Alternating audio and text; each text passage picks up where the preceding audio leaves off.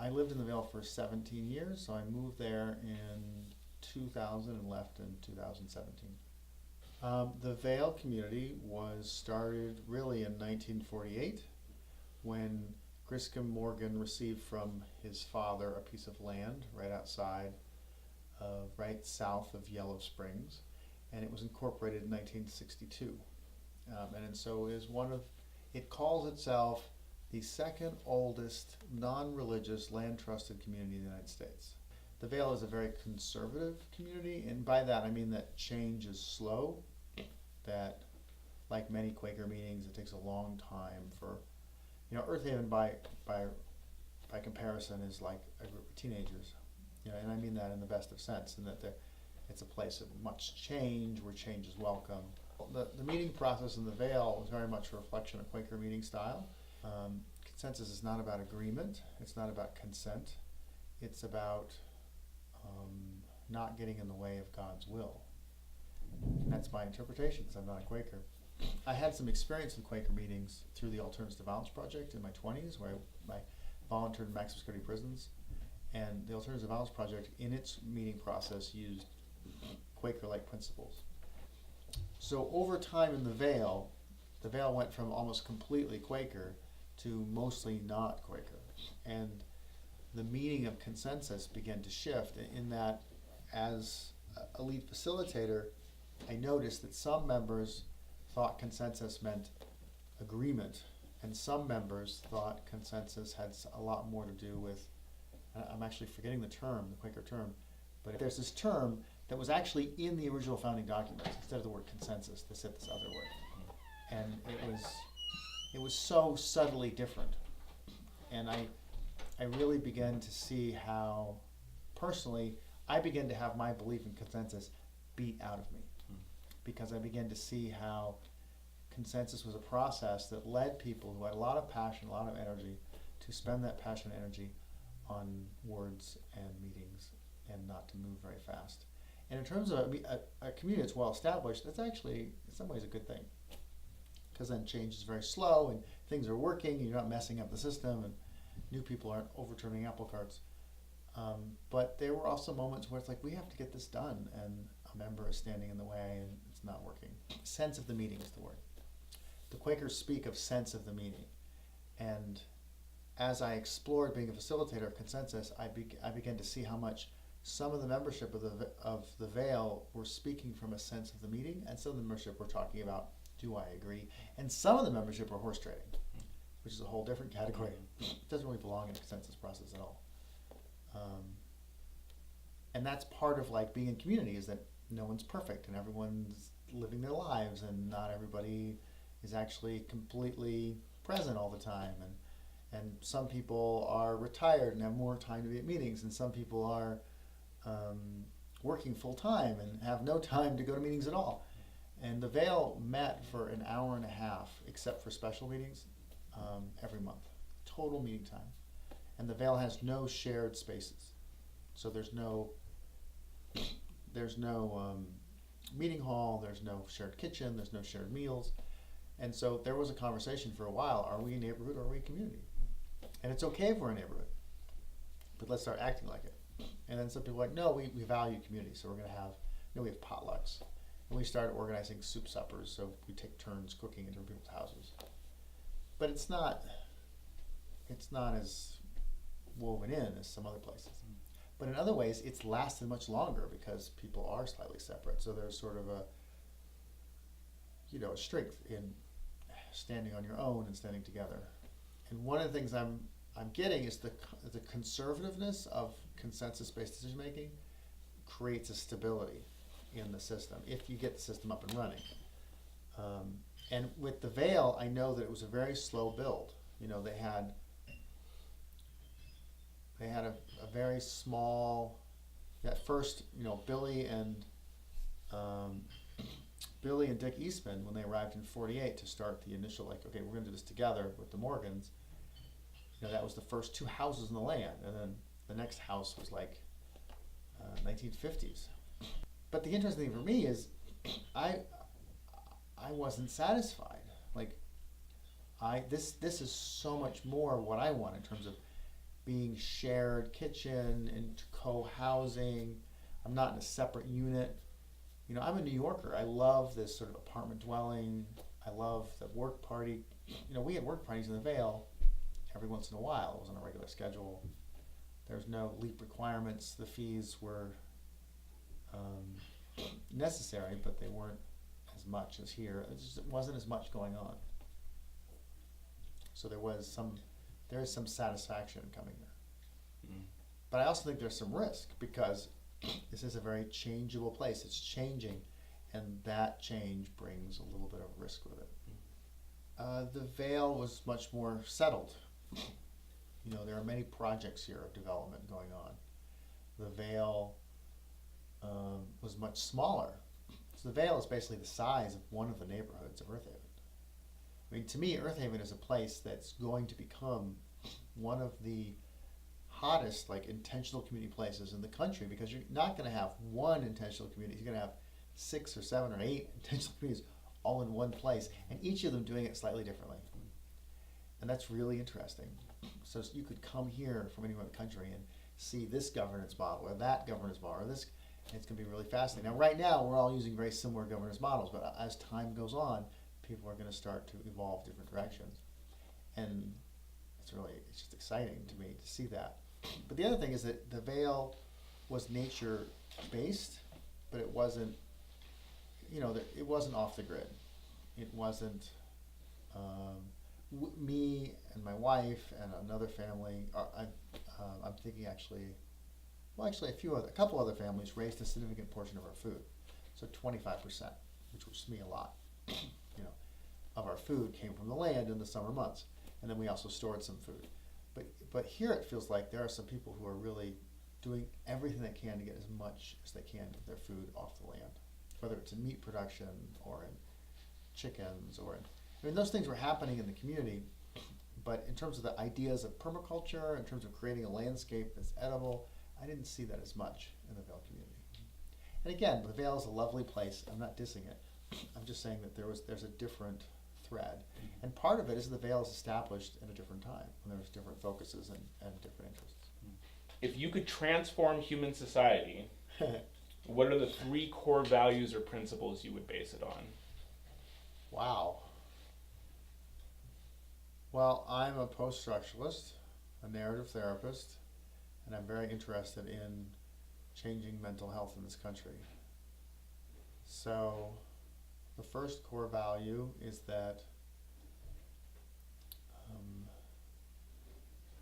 you know, who has the right to tell the story? I think most people are telling other people's stories, or they're telling other people stories, or they're telling other people to live certain stories. And I think that value of getting people to live the story they want to live is amazing. And the second value is about how problems are problems.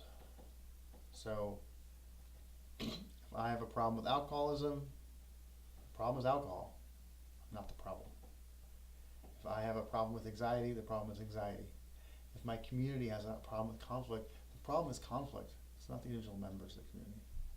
The only exception to that, of course, is when someone's actually being abusive, which is a whole different category of life. And then the third thing I'd want to change is that 90% of life is unnoticed. That most of what we do, you know, I walk from here to the car, to get in the car and drive away, and to ask me 10 minutes later, what was I doing in that walk from here to the car? I'll say, I have no idea, I don't remember. And I think there's a tendency in our culture to focus on many things that are not actually that useful to the individual members, but useful to other story elements. And so I would like us to be able to notice that 90% of life that's unnoticed. And I want to notice that these 3 ideas are not present in most intentional communities. So I'm not just talking about transformation of society, I'm talking about transformation of intentional communities. Mm-hmm. And these ideas are post-structuralist ideas. They're ideas around the idea that everything's on the table, that we have the capacity in this day and age to abandon the nightmares and the traumas of old. That it is not necessary to slog away but we can in fact be free. And I mean that in the exceptional way that we no longer need to seek liberation. But that the seeking of liberation itself is a trap. That we can be free to not seek liberation. We can be free to pursue the story we want to pursue, because there's no freedom from story. Story is everywhere. And the only question is, which story are you going to stand in? I like the stories here. That's one of the reasons I'm here. When I see people's stories here, I see them suffering with some stories. I think, why are they doing that to themselves? I have no control over the stories they live. But I also am inspired by many of the stories here. And yeah. And within that, if I might add a fourth one, is the practice of high regard, of looking at someone and seeing their best selves, seeing their best effort, and seeing the problems that aren't them as separate. If I had a magic wand, that's what I'd do. Great. So that magic wand has been waved, and human society has been transformed. Please describe a day in the life of that society. I think that such a society would involve people pursuing their dreams over running from their fears. I think that there would be more people being generous and kind to each other. I think that there would be less people pursuing a moneyed experience of the world. I think there would be less accountants. And there might be more artists, or there might not. But I think that there would be less hungry children. In one of my job interviews, I said, why do you want to work at this domestic violence agency? And I said, well, I'm a feminist. I'm an eco-feminist. So I believe if women have power, then many of the environmental problems of the world will go away. Because the women will be like, we have kids, and we want the kids to have a planet to live on, or at least a landscape to live on. I would like some of these stories to be held up and held accountable. I'd like patriarchy to not be so invisible. I would like individualism to not be so easily causing people to feel responsible for what other people are doing to them. So what role does community have to play in moving us towards that post-magic wand reality? I believe that narrative work is inherently communitarian. And I believe that because I am a communitarian, I'm a much stronger narrative therapist than if I wasn't. And because I live in community, and because I think about, the kids who come to see me in my practice, I have cooperative games I play with them. Because I'm trying to orient them to think about their problems as the problem, and they're in cooperation with me against that problem. They aren't the problem. The parents aren't the problem. The school isn't the problem. The problem is the problem. And so I'm orienting them in a cooperative way. And living here as a communitarian really helps me to orient myself in my work and to be able to practice these ideas. I also think that individualism is rampant in my community and in most communities as a set of ideas. That I feel that individualism as an idea, it's inherently anti-communitarian. It's this separation of self, the concept of self, which I'm beginning to suspect doesn't really exist. That we're actually collections of stories walking around talking to each other. And it's like, I'm the pond the wave of story moves through. And as I begin to believe that more and more, and I fall away from these ideas around catharsis or trauma to individual, I begin to see how stories use violence and use emotional manipulation to get their ends, to transfer from one to another, to go down the family lineages. And I'm really interested in what are the positions people are taking.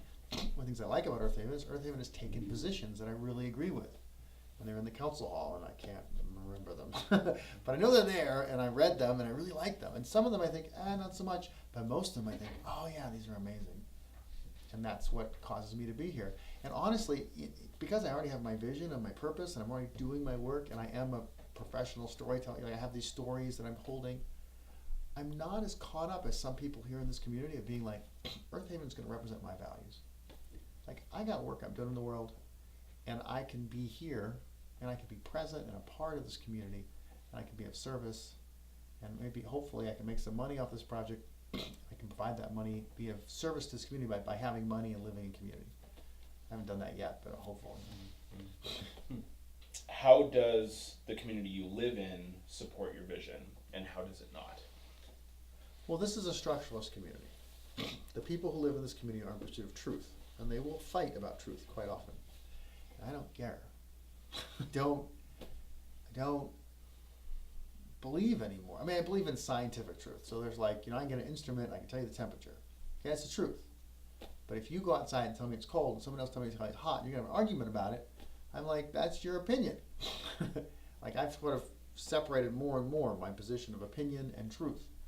And I think that many times in community, when we're fighting, there are stories living in us about minimalism, or about limited resources, or about what's possible, that are really actually duking it out. Stories about powerlessness, or stories about not being heard or not listened, that are very destructive and are allowed to operate invisibly. And so I've noticed, and in consensus-based, and Earthaven is not totally consensus-based, but it has a consensus element, which I like. In communities like that, I really value taking time in the week to go talk to people about issues or conflicts and to try to work through with them. And so I guess I'm answering the question the other way around. My practice allows me to go to people who may feel that their opinions are real and solid, and to help them to see them as less solid or less fixed as they did, and more flexible. So Roy Eastman, who's a Vale member, I love all the Vale members, but Roy Eastman, who I love in particular, once said to me, he said, it's not a question of what the Vale can do for you, it's a question of what you can do for the Vale. And in a community like that, where people are very independent, this is a very important question. In this community, it's much clearer. Did you hand in your leap sheet? Did you, are you proving? I love the Vale. I spent hundreds of hours volunteering there in time, and I received a thank you sometime. Here, I have a personal leap bank full of leaps from people giving me leaps for the services I've rendered them. And those leaps help me to feel validated. And so that's an important part of my experience of life, that this community rewards me for my communitarian efforts. I don't know if it's particularly interested in rewarding me for my post-structuralist efforts. I think anytime I step into open post-structuralism, I think people here are kind of like, whoa, what is he talking about? It's like French, and we're English, and we don't want that. So I think I'm very clear that I don't expect Earthaven to become a structuralist place. I don't expect Earthaven to become a post-structuralist community. I don't know if I want to live in a post-structuralist community, but I do know that I value much of the same values Earthaven has, and it makes it a wonderful place for me to live. I mean, sometimes I say, if I'd come here in my 20s as it exists now, which it didn't exist, I would be the perfect member for this place. I have all the values. In 1997 of today's Earthaven, I'm just like, that's me. I would fit perfectly in here. But now it's, 22 years later, I'm a different person. But at the same time, that gives me some wisdom to offer. So, I spend 4.5 hours. I spend 3.5 hours with the Forest Children program on Wednesdays. I spend 2 hours with the teenagers on Monday nights. The parents all appreciate it, and I don't receive anything. And to me, it's like the most important thing I do in the community, because it's like I'm invested in the child culture here. I'm enriching that child culture so that those teenagers want to stay around, so those children are having a good experience. I don't understand why more people don't do that in the village. People do it different ways, but not as radically as I do it. How has living in community changed you? I believe that living in community is essential for us as spiritual beings to come to our potential. I'm a little nervous of this language because I no longer believe in personal growth, but I do believe that there's something about being with other people. Only by living with others and doing service for others do we rise to our to who we can become. But that again, that is so suspiciously of personal growth, and I don't want to apply the ideas of capitalism to the human soul. I'm not interested in developing myself. I'm not interested in becoming a better person. I'm interested in how do I co-become. I do feel like there's something happening here to me that wouldn't be happening if I was just sitting in the woods by myself. I think I'm more empathetic. I think I'm kinder. I think I have better boundaries. I think I'm forced to look at my behaviors, to consider, is it really worth driving all the distance I drive every week to see the people I see? Is it really worth the expense of paying for the car? Like these values I have. Everyone comes to Earthaven as an environmentalist. Everyone comes to Earthaven because it's Earthaven. You're coming here, but your concept of environmentalism is radically different from what I say. Environmentalism. I'm talking about, in my concept of environmentalism, it's about a feeling, a relationship to the earth that I have, that a certain sacrifice. But other people, they come and they're like, to be an environmentalist means that you buy nothing new. Everything you get is used. It's like, I don't agree with that. That seems like inefficient. And other people say, to be an environmentalist is to, all the lumber in your house is from the trees around your property. It's like, to me, that's like, that's a lot of work. Or other people like, all your food comes from the land. Like there was a really nice guy who was here who's like, he was trying to provide for himself 100% of his diet from the land. And each of these things, which answer is correct? And each of these things is correct. It's just different. And that's the gift of community, is to rub elbows. I was just telling a very radical member of our community who's just recently arrived who's afraid that they might be too radical for the community. I was like, but you benefit me being here because you make me think about what I'm doing. And she said, what are you talking about? So I described some ways she made me think, and she was very judgmental. I'm like, well, if you could do it without the judgment, that'd be great. But that's the gift I bring as an environmentalist. Is I, as a communitarian, River Otter told me this, I stand in the radical center. I'm not interested in staying in the radical center of our culture. I don't agree with that. But I'll stand in the radical center of Earthaven. I'll be in the place of being for everyone. Unless they're abusive, a complete asshole. Like I've identified a couple individuals, new or for, who I'm like, I'm not really going to stand totally for them. But most people here, I'm like, I stand for you. And that people appreciate it. To have, again, the practice of high regard and not seeing people as practicing these ideas. And if I was living on my own with my wife in the suburbs, maybe my workplace or with my clients, would I have these same opportunities? I don't think so. And I really believe that, narrative therapy is a communitarian form of therapy. It belongs. What does intentional community mean to you, and what makes it distinct as a particular form of community? I think that our society underestimates the power of intention. And I think this is deliberate. I think that it's been flogged out of us. I think that there is power in setting your intention of saying, this is who I will be, this is where direction I'll go in. And our culture also overestimates the effect of intention. If I have a good intention and a bad effect, that's supposed to be okay. And it's like, it's really not okay.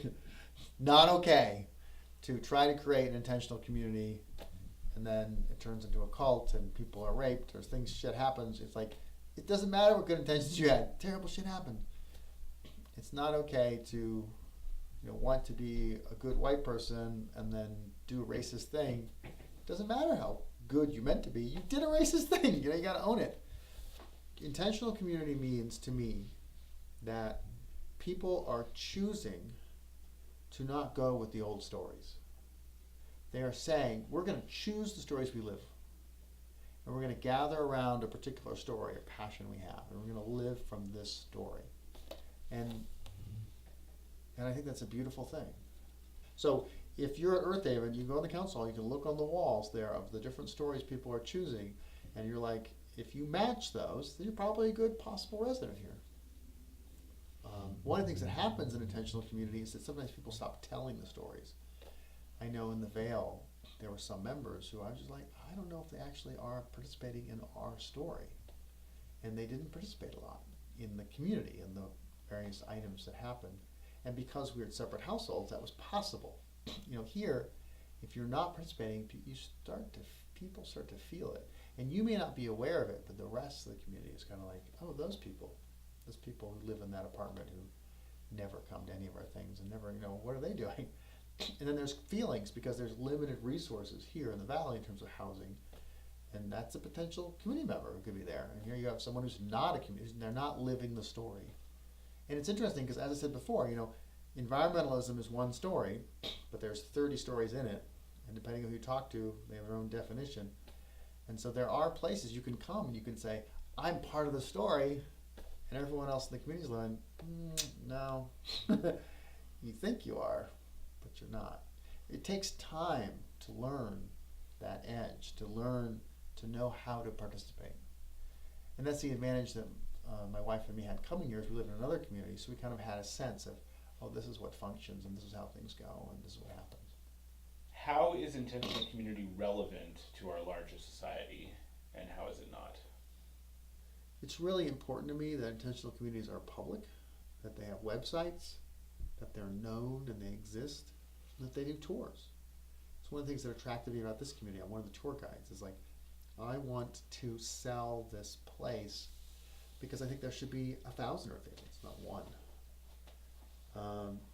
And I think that these are intentional communities can both be, I don't want to say monastic, but they should be retreats from the culture, a place people can go to escape some of the stories outside, but also they can be places of safety, of refuge.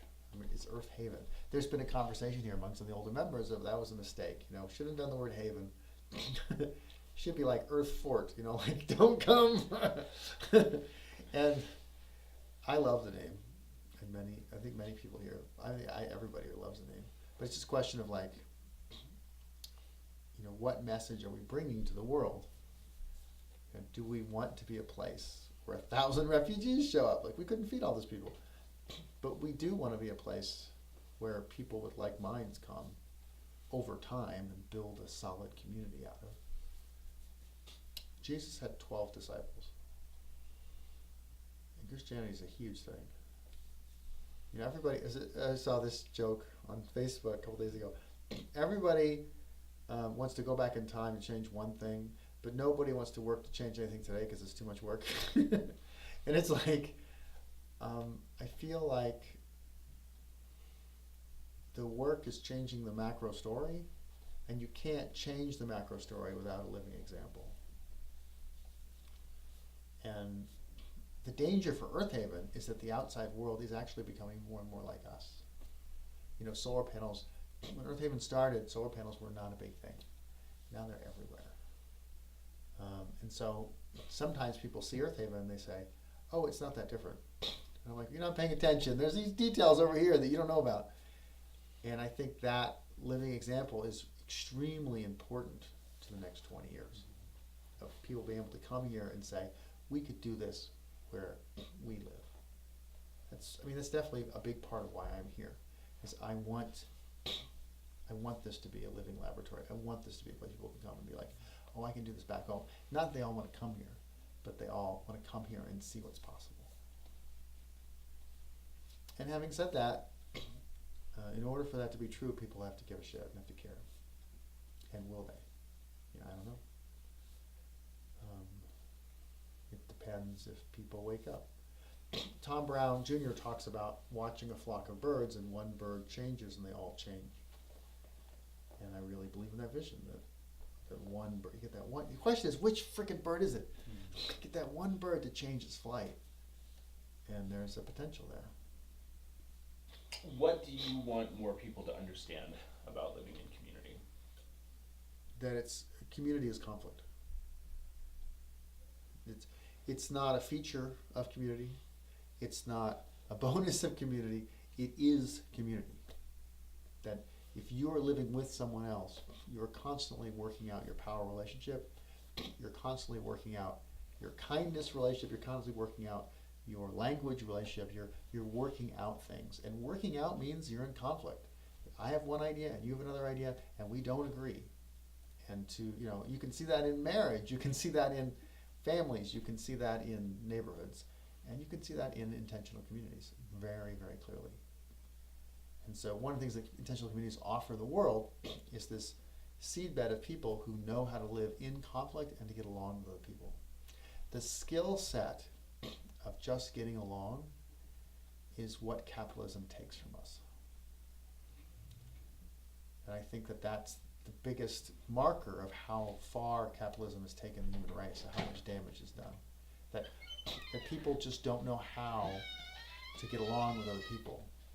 That they need to buy distance or walls or space, or need to buy cars or whatever it is to just not be in contact. So the other thing I would say that comes out of a narrative experience of the world is that many people, when it comes to trauma, focus on the pain and the suffering, and I'm really interested in the politics of loss.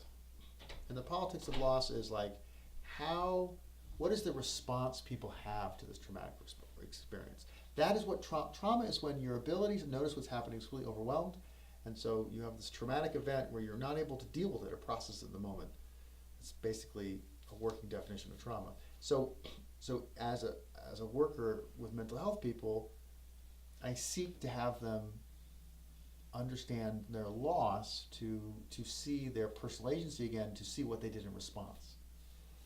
And I think that many times when people encounter trauma, the first thing they attempt to do is to get contact, to get communication from someone else, to get help. And community creates a space where that's much more likely to happen. If my house burns down, my neighbors are going to show up. Some of them might even offer me their beds. That's the thing community offers, is how do we operate in a traumatic environment? How do we operate inside the politics of loss? How do we choose to see our response over the pain? Mm-hmm. Or at least our neighbor's response over the pain. Mm-hmm. What keeps you up at night? I'm pretty convinced that the human race will be extinct in 100 years. Not 500 years, not 1,000, like 100 years. Like, there will be no humans alive. And that just fills me with sadness. And hopefully I'm wrong. But I just don't see it. I don't see a way through this. This war has been going on for 500 years. Longer, some people say. But here in North America, it's been going on for 500 years. And I've chosen the losing side. I stand for the earth. I'm at Earthaven, for God's sake. Right? I'm living in a off-the-grid community, and I'm driving 45 minutes to go to work 3 days a week. So I'm filled with contradictions. But I also feel like I got to do something. I could be living on that house over there on that hill that's on the grid, and I could be living, in a cabin in the woods by myself. And I think it's much more interesting to be here. And I think that setting the intention is what makes it possible. That we will, as a species, come to a position of stewardship and not ownership. But we seem like we're an awfully long way from that right now. What gives you hope? The permanence of life. When I was growing up, people said, is the earth going to survive? And I'm like, the earth is going to exist. The question is really, what's going to happen to the human race? What's going to happen to this generation being born? It's pretty terrible right now. what intention do we want to set for them? What stories do we want them to tell? I definitely don't want to tell them a story of despair, but I also don't want to lie to them. So I spent most of my storied career, before I even became a post-structuralist and an narrative therapist, developing stories of characters who survived the destruction, terrible destruction, so that children who encountered these stories would have developed the psyche, if you would, at that time, I guess I would say, but now I would say the storied experience to know that they can survive terrible things that happen. You said that you don't think humans will be around in 100 years. That's a narrative. That's a story you're telling yourself. And so the sort of obvious question there is like, what do you get out of telling yourself that story as opposed to some other story? I'm not living in denial. I am. I mean, my faith tells me that. I mean, Stalking Wolf tracker Tom Brown Jr., who through Stalking Wolf gave a vision of the red sky. The red sky comes. Is give up. It's time. Move on. Go into the woods. Live your life. But until then, do the best you can. It's like, the sky's not red, gotta keep going. When I always remind myself, I mean, it's such a depressing vision, but what I remind myself is before I met him, it became clear to me as a New Yorker, as somebody growing up in New York City, that we were so fucked. We were just totally screwed. And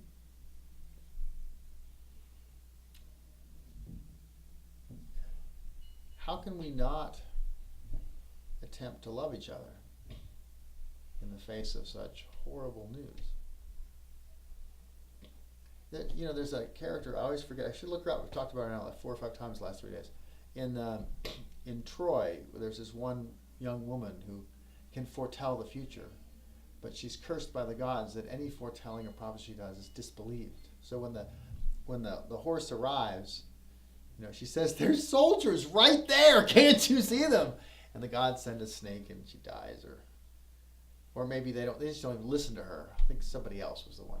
Anyway, the point is, throughout her, she ends up with a terrible death, and it's all because her mother. The Greeks were all about family lineage. If the mother did this, then the daughter suffers.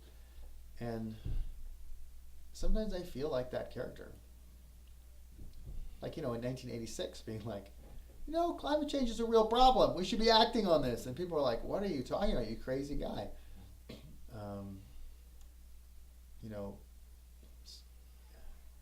These choices have consequences.